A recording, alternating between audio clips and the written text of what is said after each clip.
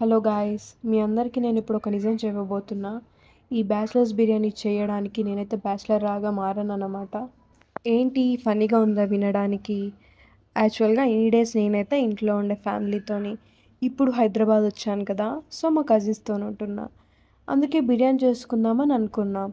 So ఇప్పుడు bachelors అయ్యాం కదా, ఈ చేసే బిర్యానీనే బ్యాచిలర్స్ బిర్యానీ అంటారేమో మేబీ.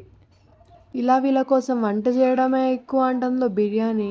ఇంకా ఒక్కొక్కరికి ఒక్కొక్క రూల్స్. ఒకరికేమో స్పైసీగా కావాలి, ఇంకొకరికేమో చికెన్ పీస్ మంచిగా రోస్ట్ కావాలి. సో అందుకని చెప్పి అందరికి ఒకటే మాట చెప్పా, బిర్యానీ చేస్తా, తింటే తినండి, లేకపోతే మూసుకొని బయటకు వెళ్ళి కర్రీ పాయింట్ నుండి ఏమైనా కర్రీ తెచ్చుకోండి అని చెప్పి. సో ఇక చేసే ప్రాసెస్ అయితే ఇలా చేసామన్నమాట. ఏదో అలా తెలిసినంత వరకు చేసాం, అంత పర్ఫెక్ట్ ఏం కాదు, బట్ మేము తినేటట్టు అయితే కుక్ చేసుకుంటాం. అందులో ఇలా ఒక వంట వచ్చిన వాళ్ళు ఉంటారు కదా, అంటే నాలాంటి వాళ్ళు వాళ్ళైతే పక్కా